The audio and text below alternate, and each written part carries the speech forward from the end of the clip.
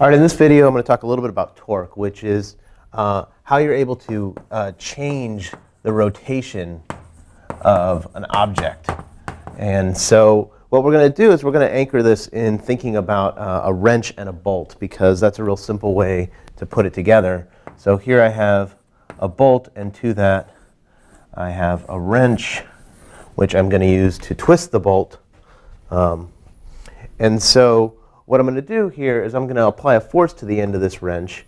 Let's say I'm going to apply it that way, which is not the most effective way of applying it, as we'll see in a moment, because I'm not applying it perpendicular to the lever arm. Now, this force that I'm applying is applied at a distance from this rotation axis, which we're going to refer to as RA, because this will be location A about which we are going to do the rotation. And so the torque that we apply is the product, the vector product between this location vector and this force vector. So what we're going to do is we're going to define that product like this as the cross product, or the vector product. Now, I'm not going to go into the details of how to calculate this. That's done on our course website. What you do is you take a determinant of a very special matrix. But what I want you to get the sense of is how one calculates the magnitude, or how one deals with the direction of this thing. So the first thing we'll do is we'll talk about what the magnitude of this is. So when we're going to take the magnitude of this torque, about A, we're going to take the magnitude of this vector cross product.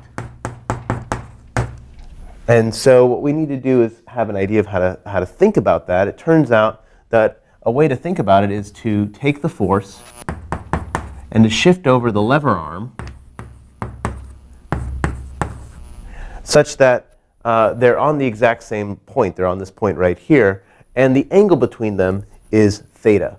Now, if this is the way that you're thinking about your cross product, again, we could move vectors around like this because the tails don't matter when we're doing the math on them. What we're going to find is that this cross product is precisely equal to the magnitude of the location vector times the magnitude of the force times the sine of the angle between them. So let's rewrite that just for a moment, because it's a little rough there. So again, this torque, this magnitude of this torque, is the magnitude of the location vector times the force times the sine of the angle between them. Now, you can think about that by looking at this force times the sine of theta. That's a very special component of this force. It's precisely the part of the force which is perpendicular to the lever arm. So in fact, what you're doing is you're multiplying the location vector by the perpendicular component of the force. When we were talking just a moment ago about that this force isn't 100% effective, that's what I was getting at, is that only the perpendicular component of that force contributes to the torquing motion. The parallel component of that force, in fact, would work to pull the wrench off of the bolt there. So we can think about this calculation either as the magnitude of these two vectors times the sine of the angle, or as the magnitude of the location vector and the perpendicular component of the force. So always thinking about the piece that is perpendicular to the lever arm. That's how we would calculate the magnitude.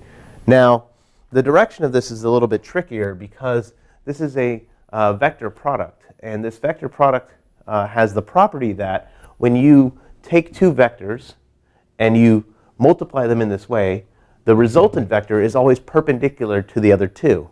So for the stuff that we're going to do, we're always going to be working in a flat plane like this, where the vectors are living on this surface. And therefore, the vector product of these two will always be into the board or out of the board. That is, for us, the torque is always going to be into the page or out of the page. That's the language that we tend to use. And if we consider the usual xy coordinate system, where this is plus x and this is plus y, then into the page means in the minus z hat direction, and out of the page means plus z hat. So how do we decide what that's going to be? Well, let's clean this up a little bit, and we'll talk about it. It's a tool called the right-hand rule, which tells us what the direction is going to be, whether it's going to be plus or minus. And it has to do with which way the wrench will be twisting the bolt.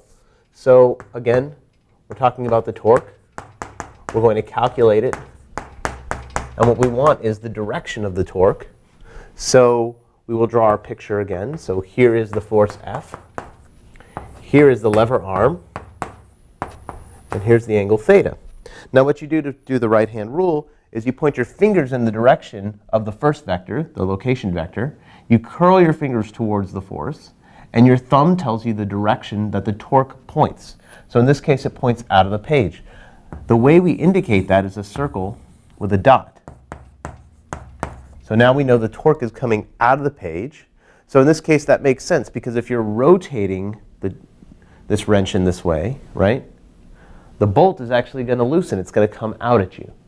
So that's the way we think about this in terms of the right-hand rule. Which way is a bolt going to come out or go in tells you about this rotation, tells you about the direction of the torque.